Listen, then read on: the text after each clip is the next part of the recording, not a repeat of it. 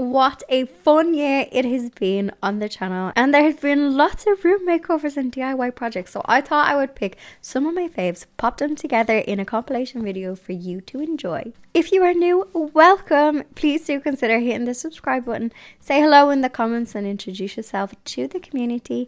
And for my regular viewers, cheeky thumbs up, and I'm so excited for the new year and what it has to come when it comes to projects, room makeovers and just general getting up to mischief.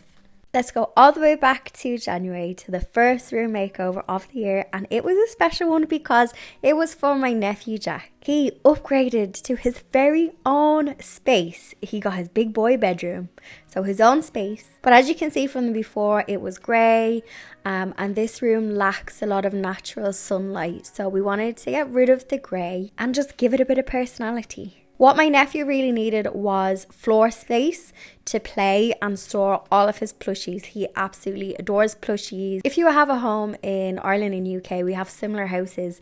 The rooms are not big, so generally our homes are smaller and there's not as much, I find, play space. So when it came to doing his bedroom, we did a wall treatment on the wall to add a little bit of interest, and we wanted something that could grow with him as he got bigger, although I dread to think of him as a teenager. They do grow up really fast, but I do want them to stay little forever. We did put some wood paneling on the wall just to give it a little bit of character, to give it a little something. And I have to say, this year I did a lot more woodworking projects, so I've started to gain confidence with woodwork. If you're new, I did a woodwork course. I have actually done two at this stage. I just do them in the local school. I did a wood turning one before a couple of years ago, and I did a woodworking one, but what I will say is I learned how to kind of measure and cut in that class. But the real learning is when you actually tackle and take on projects and practice the things that you've learned. So I think I have gotten a bit better with woodworking this year, but to be honest, it's just from doing these projects and just getting stuck in. So it took me about a day to put all of the paneling onto the wall, and then it took me another 2 days with the painting because I had to prime everything. And then my nephew picked that green colour, which I absolutely loved. I thought he was going to go for maybe a navy, even a red, but he went for the green, which is so nice in this room. We got rid of all of the grey and we went for a nice bright white on top, but we have options. We could do a fun wallpaper on that. We could just stick some vinyl on it, whatever kind of thing he's into as he gets older.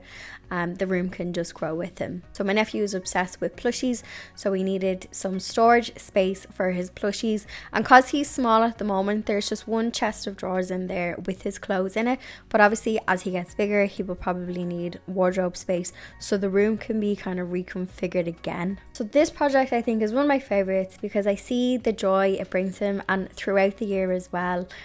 He's really proud of his room. He loves showing it off to people when he comes home from school, and it's like his own little safe haven. It's his own little place, and him and his sister love playing in it, and it gives them that extra bit of room. So yeah, this was his room makeover. Hope you enjoy.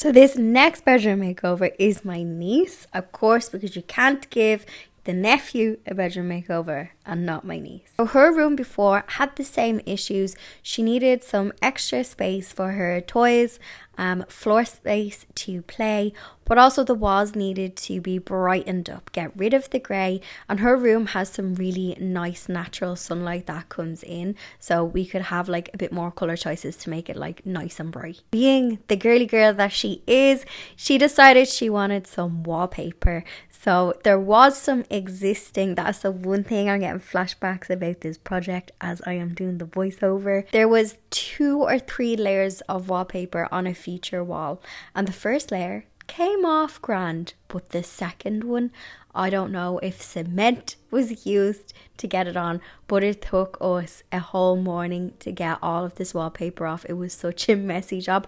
Normally wallpaper is easy enough to get off. We threw everything at it. We did the old school method, just dampening it down with some fabric softener, scratching the wallpaper, and then we had to get this steamer because it was that stuck on.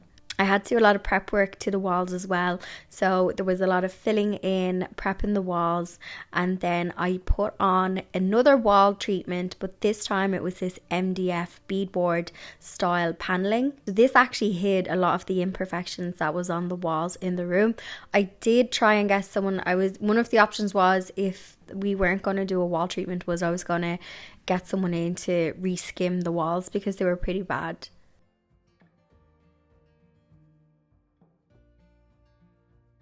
I think this took me a week as well, so both room makeovers kind of took me a week. Also, with these 2 room makeovers, I didn't touch the flooring in them, because we ran out of budget. We didn't have a big budget for either of these, and also I have to say a big thank you whenever I get a sponsor on a video, because I do pay for the materials myself, so it really helps when I get sponsors or a company sponsors a video. I know it can be annoying when people see like ads, however, it does help offset the cost of these room makeover projects.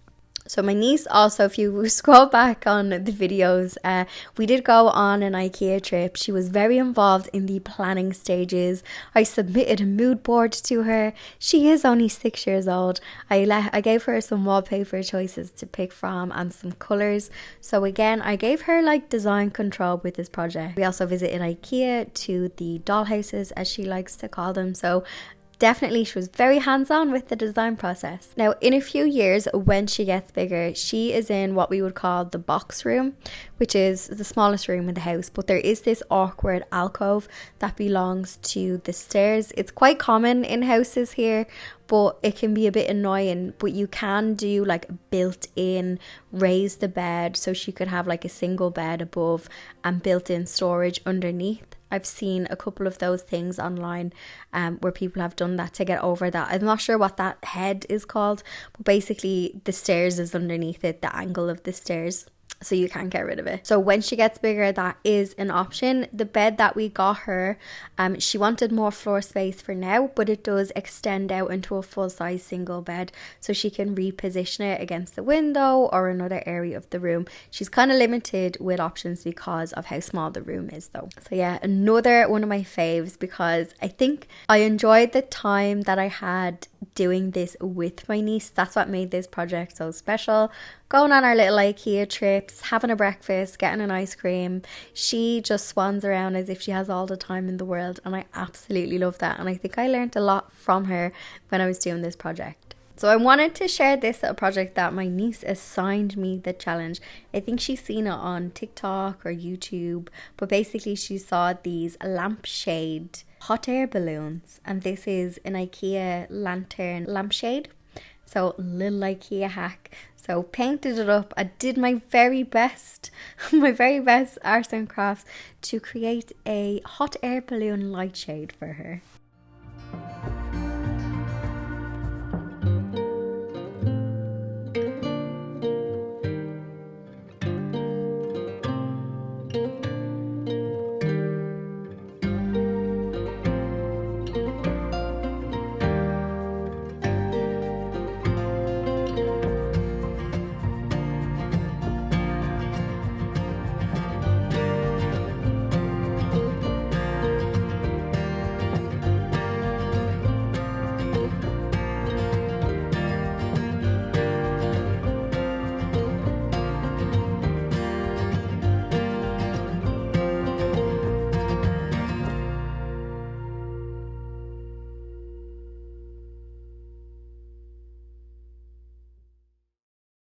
Next up, we are in my own house and it was tackling the living room. And I remember I'm looking back at this footage, this was exhausting. So I think I did this over the course of 3 videos.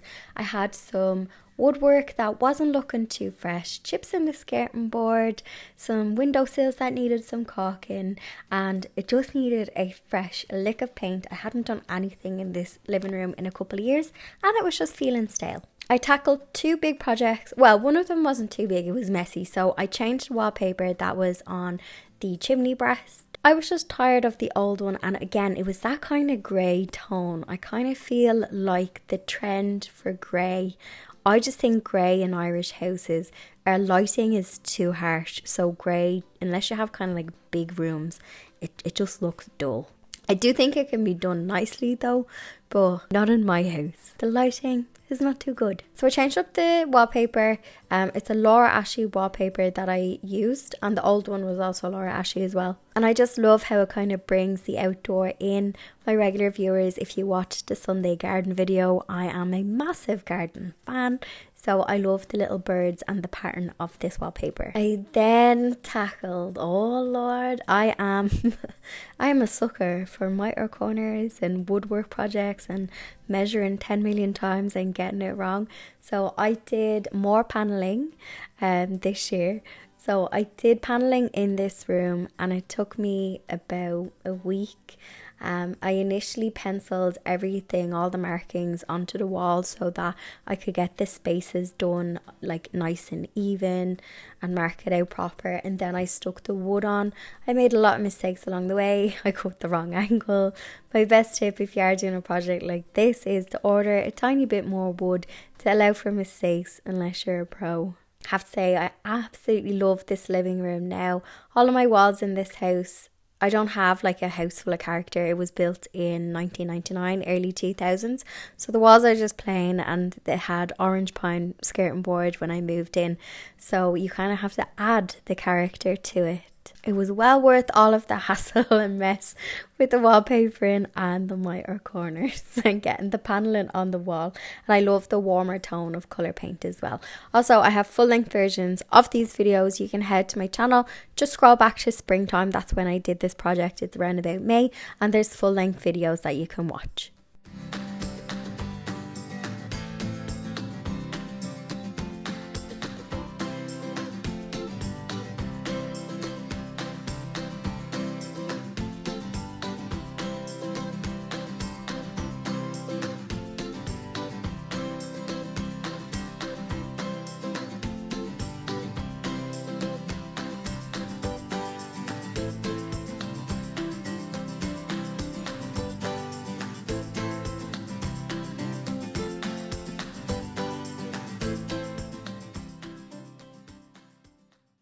So next up, this is relatively new, so I'm not going to include loads of footage of this project because my regular viewers are probably bored from seeing it.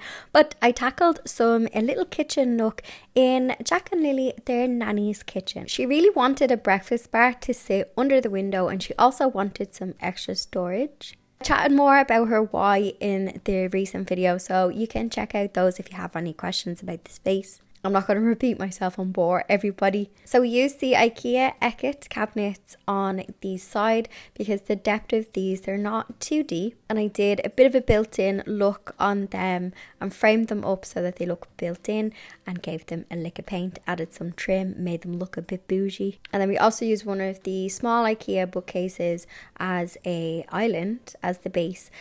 We had to do a lot of reinforcement of this to make sure it was secure. Added a top. We also used some contact paper for the tabletops just as a budget option for now. I still have some other jobs to do in this kitchen, which sadly I didn't get done before Christmas because I got sick. But in the new year, I will hopefully tackle those kitchen cabinets. Again, I do have full-length versions of these videos that you can check out.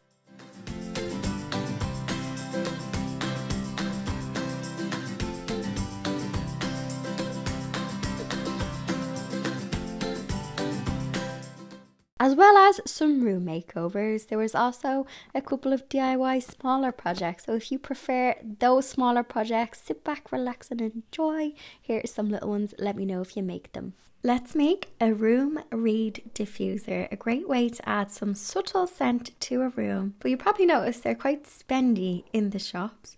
But I've just realised that you can actually make them yourself, and you can probably use ingredients that might already be in your crafty stash or your cupboard. For my base oil, I am using some sweet almond oil, but I do believe you can use sunflower oil for this as well. I didn't have any reed diffusers, but I did have bamboo sticks. So I just cut off the sharp edges and I'm using bamboo sticks. So these will absorb the scented oil and they work just as good, but obviously you can purchase reed diffusers from craft shops or online. I'm pouring my oil into a jug and my jug is roughly 500 mils, and I'm going to be adding about 50 drops of essential oils, but you could do less or more and just smell it before you finish, because you might want to add some more essential oils. And you can tell from my choices, I am going for a lovely autumnal cozy warm scent. So I'm using the spice apple and the cinnamon bark. I did 30 drops of spice apple and 20 of cinnamon bark, but you could totally tweak this for any season. Lavender and lemongrass would be lovely for summertime, maybe geranium in springtime, so you could definitely tweak this. I'll follow only golden, golden, golden things.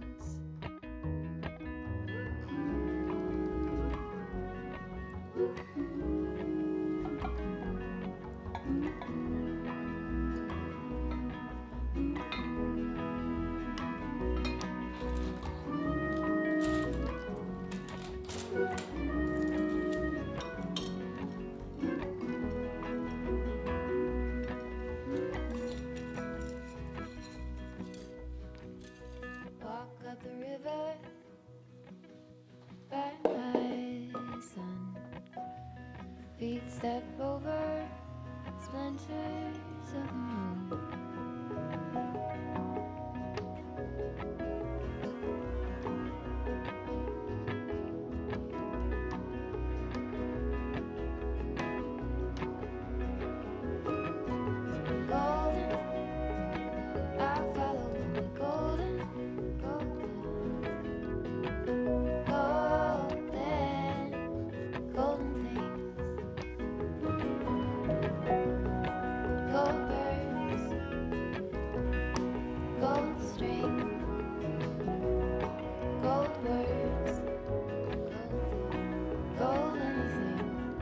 Golden, I'll follow only golden. Gather up your whiskey bottles and let's turn them into lamps. Now this is really simple. It's as simple as popping a lamp kit into a bottle and adding a shade. However, one of the bottles I wanted to paint, and I did some DIY chalky paint recipe which I'll share because it's blue, and blue isn't a colour in my house, but I also wanted to show how you can paint the bottle as well. DIY bottle lamp kits are quite cheap to pick up. I think I picked up 2 of them for €12, so €6 a bottle. But obviously if you're making these as, you know, to sell, you could look at buying them wholesale. What I like about these is there's no drilling into the glass bottles and trying to thread through cables. As well, if you're selling anything electrical, they normally have to be pat tested. So these kits are great because they just go into the neck of the bottle and they're cabled up. Another hack you could do is use the fitting, get rid of the cable and stick in those rechargeable USB light bulbs. I did order some to try and demonstrate it for this video, but they didn't arrive in time, so that's another option. I'm using some wall paint that I literally had a dribble left in a paint can. So you can do this with latex wall paint or acrylic paint, and you can add some baking soda to it to turn it into a chalky paint, but it will give you like a gritty feel. So you'll get a textured effect with this. So if you don't like it, you make sure it's nice and smooth. You can add a bit of water as well, and you can also sand it afterwards, any rough parts. But if you've seen people painting vases and like glass items with a terracotta textured effect, you can use this recipe and just change up the color of the wall paint.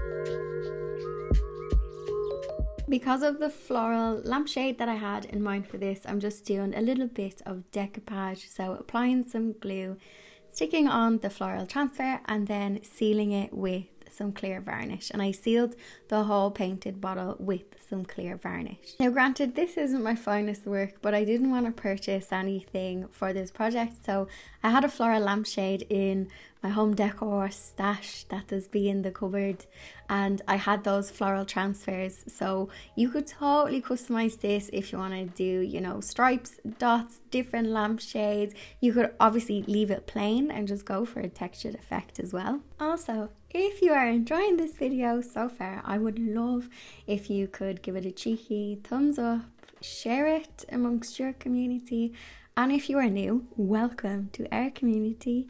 Please do hit subscribe. You can check out any of the other videos and say hello in the comment section. We have a lovely welcoming community, so don't be afraid to say hello in the comment section.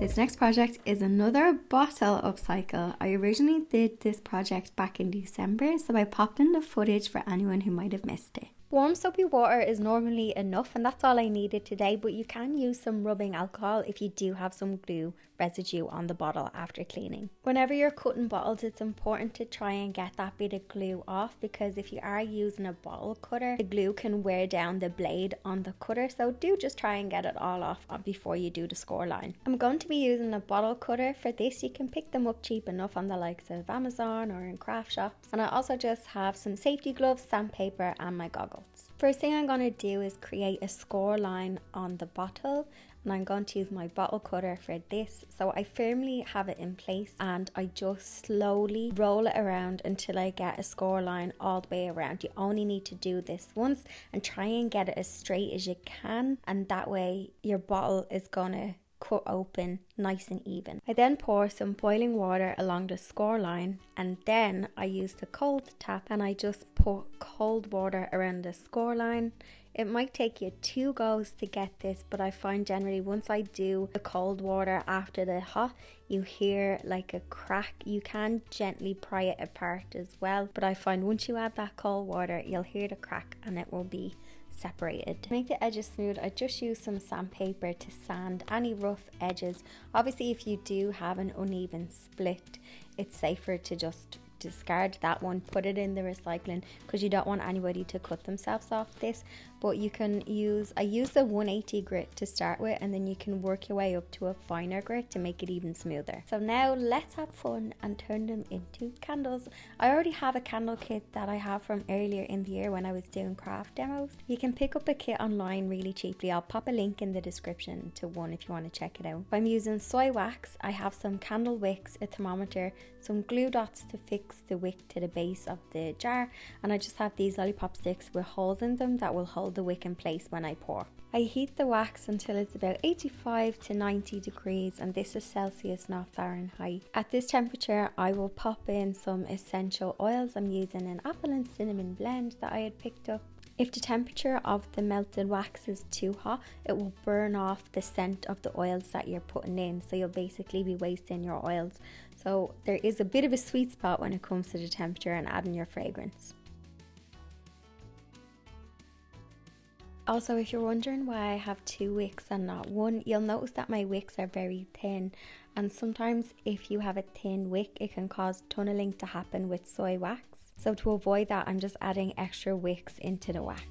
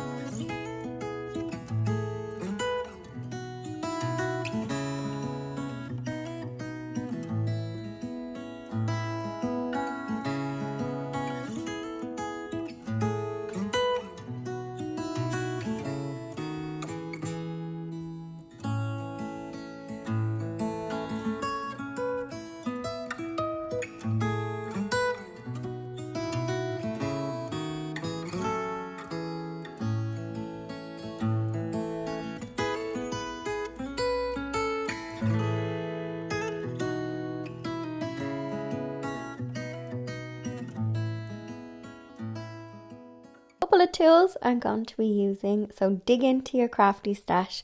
I just have some sandpaper blocks. These are a medium and a fine grit. I think these might be a 180, and then I am using some finer ones to smooth.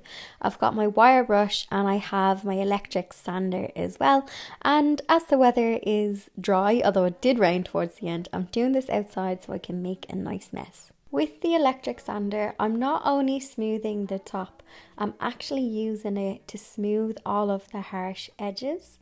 So this is something that I did with my other still a couple of videos back. I was talking about when I did my woodwork class, and something that the teacher said was to soften the edges. So all 4 corners of the piece of wood that I have, I'm just smoothing and rounding the edges, and I'm also doing the same for the sides as well.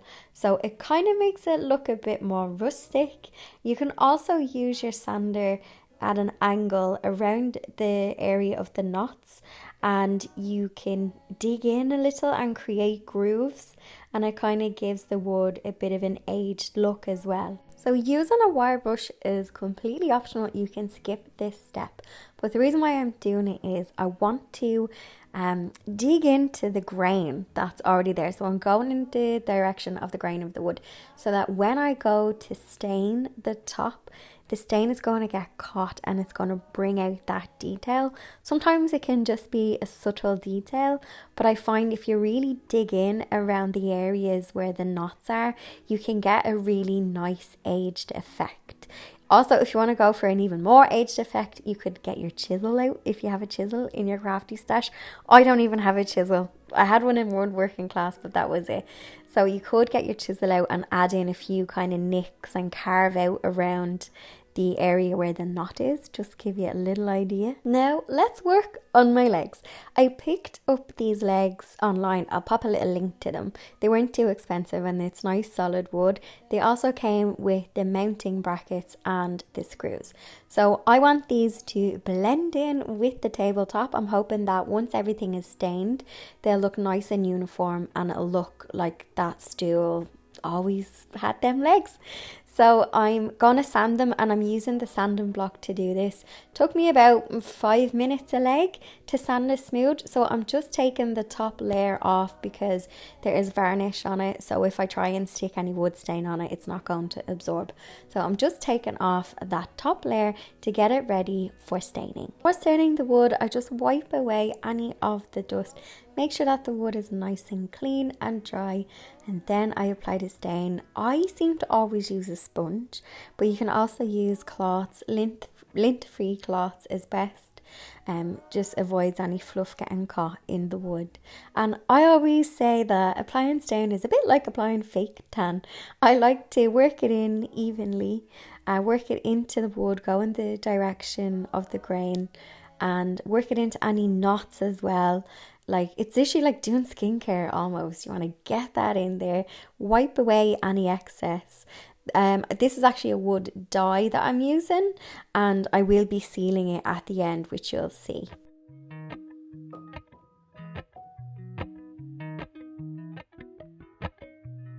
Appalachian sunrise meets my skin. Even with my eyes still closed, I can feel it coming in. Golden, golden, I'll follow only golden, golden, golden, golden things.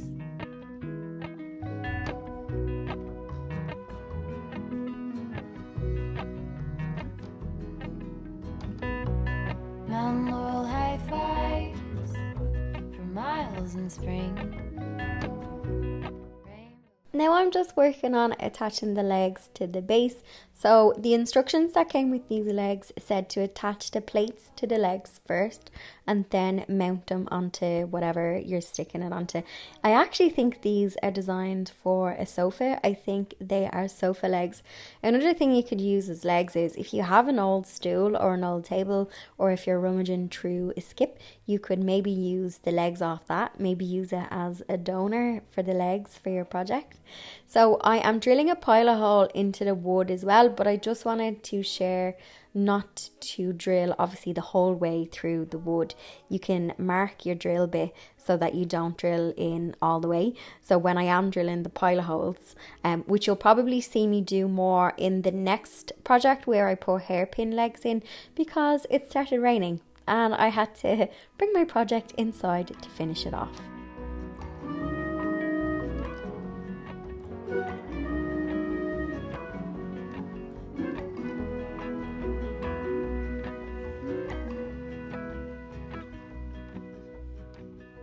Walk up the river by my son. Feet step over splinters of the moon.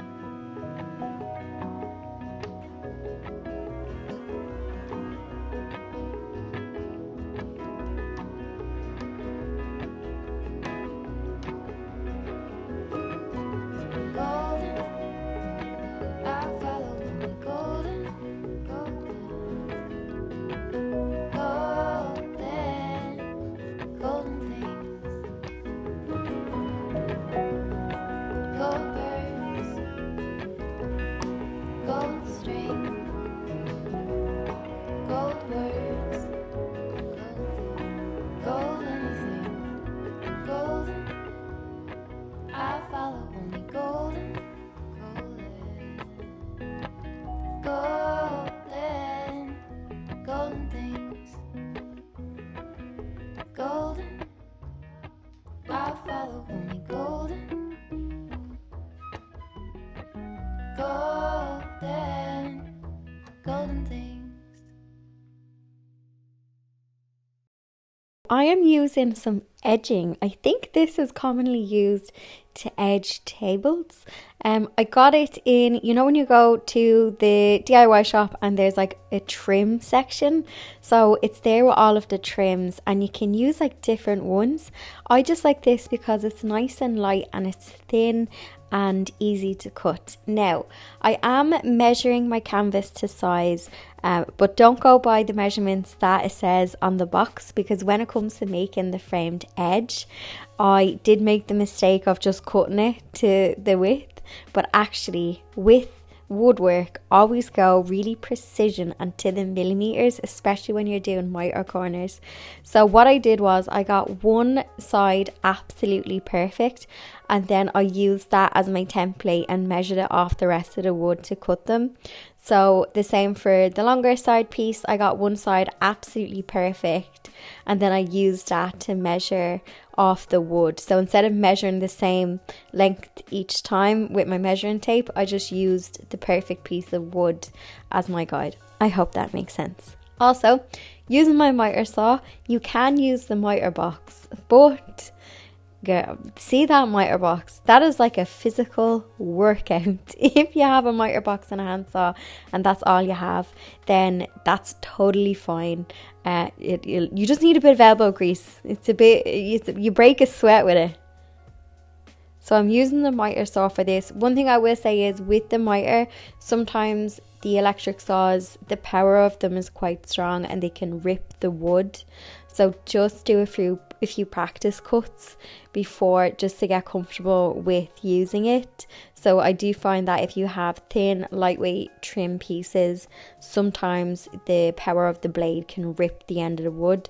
So you might have to just use some sandpaper to smooth it. Also, don't underestimate how simple this project is.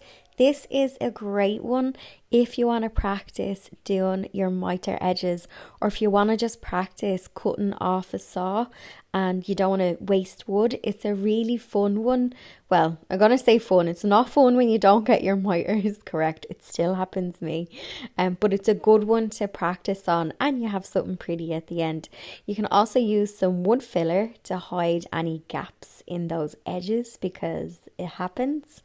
And to stick them onto the frame, I was using wood glue and I was clamping it in place. And then I realised how little time I had left to finish this video.